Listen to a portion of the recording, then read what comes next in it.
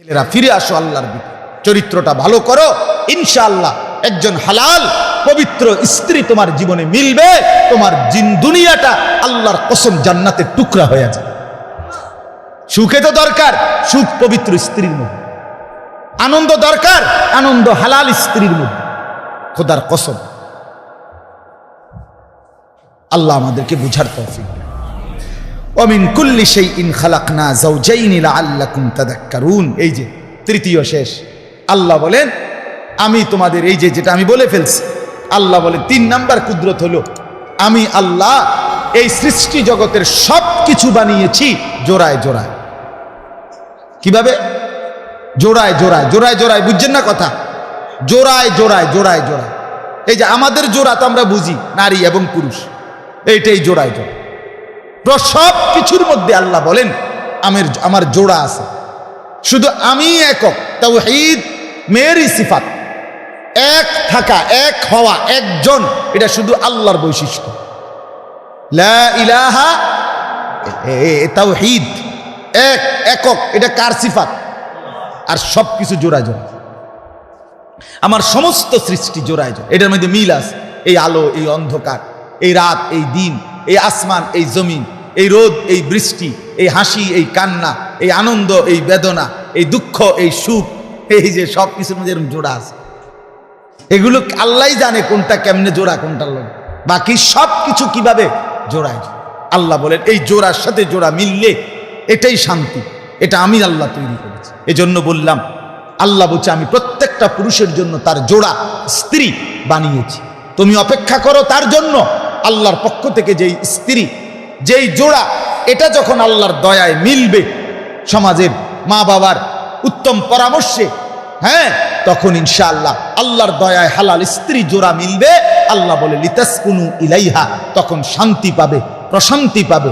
আর আমার নিজামের ব্যতিক্রম তুমি করবা, দুঃখই মিলবে, দুঃখই মিলবে।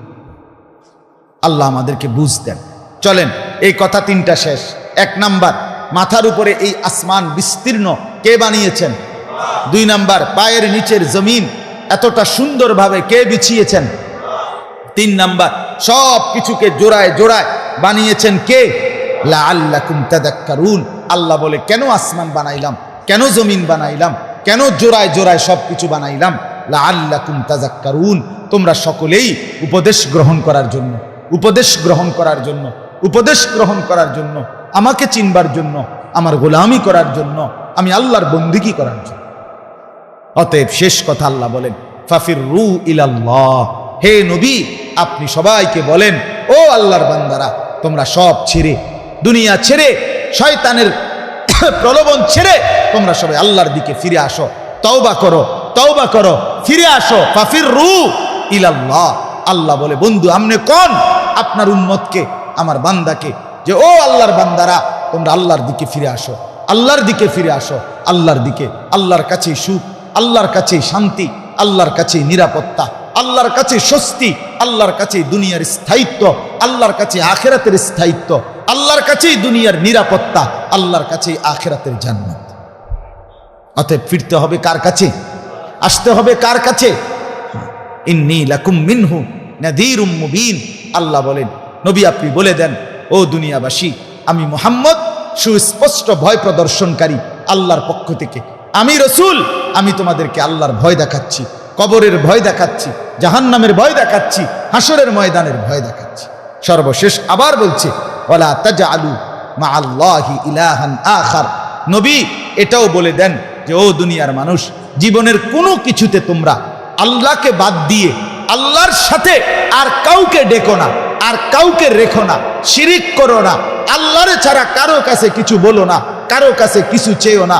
সুখ কিংবা দুঃখ, আনন্দ কিংবা বেদনা, স্বস্তি কিংবা অস্বস্তি, রোগ কিংবা সুস্থতা, সব কিছু আল্লাহর কাছে। চাইতে হলে আল্লাহর কাছে, বলতে হলে আল্লাহর কাছে, নিতে হলে আল্লাহর কাছে। ঠিক কিনা বলেন? ওয়ালা তাজআলু মাআল্লাহি ইলাহান আখার। আল্লাহর সাথে আর কাউকে ডেকো না, শিরিক করো না। রব্বুল আলামিন বলেন বন্ধু আমি সব সইতে পারি, আমার সাথে যদি কেউ আর কাউকে কিছুক্ষণ সামান্যটুকুও মিলায় আমি আল্লাহ এটা সইতে পারি না।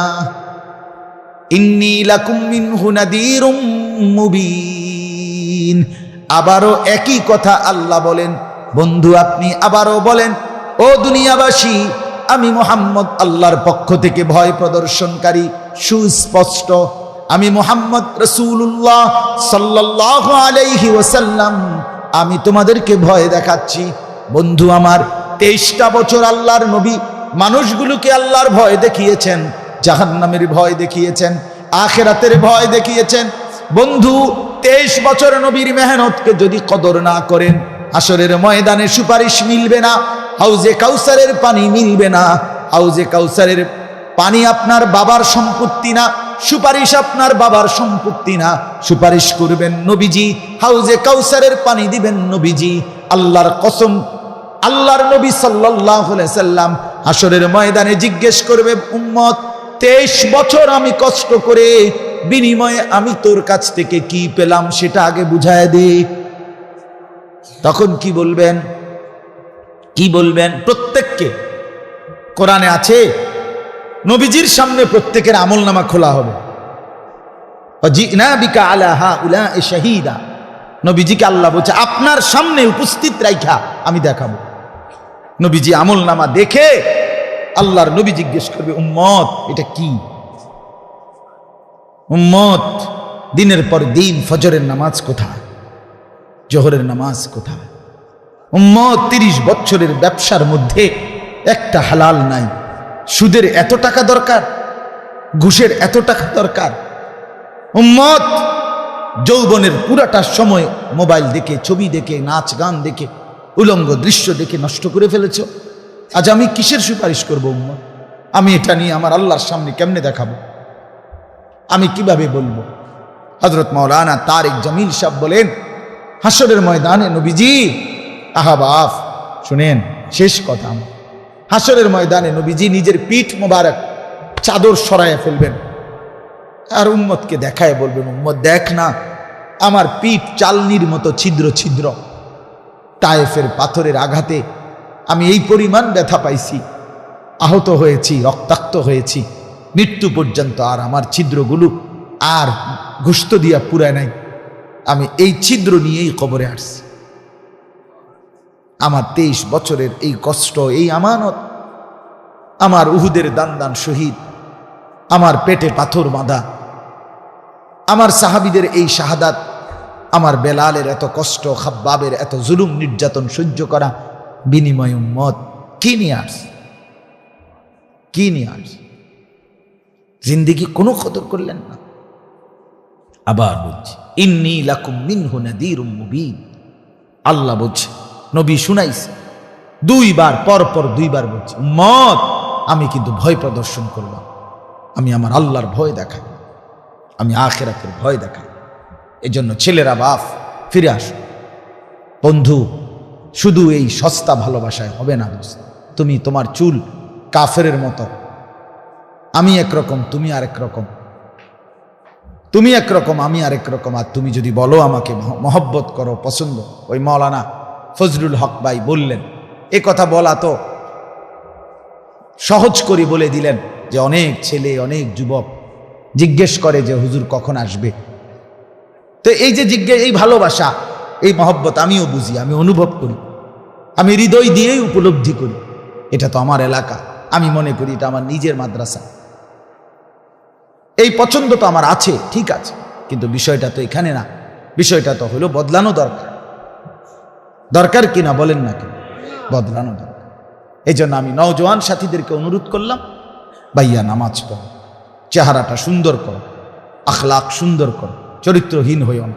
উলঙ্গ ছবি, নাচ গান, জিনা ব্যভিচারের দৃশ্য দেখো না। কষ্ট করে মোবাইলে অ্যালার্ম দিয়া হলেও ফজরের নামাজ পড়ো, 5 ওয়াক্ত নামাজ পড়ো, আল্লাহকে ডাকো। মুসলমানের উপরে ভীষণ জুলুম নির্যাতন চলছে সারা পৃথিবীতে, আরও হবে। সেই অবস্থায় আমরা যদি আমাদের জান, মাল, ইজ্জত বাঁচাইতে হয়, আমাদের আল্লাহর কাছেই আমাদেরকে ফিরতে হবে। আল্লাহ তাআলা আমাদেরকে তৌফিক দান করেন। আসলে সবসময় বলি, মৌলানা মতিউর রহমান সাহেব রাহমাতুল্লাহ, মূলত আমি এই মাহফিলটা সব সময় নেওয়ার চেষ্টা করি উনার মহব্বত। এখনকার ওয়ালারাও আমারে খুব মহব্বত করে, ফজলুল হক ভাই, তারা ওস্তাদরা সব, বাকি উনি আমাকে বেশি মহব্বত করতেন।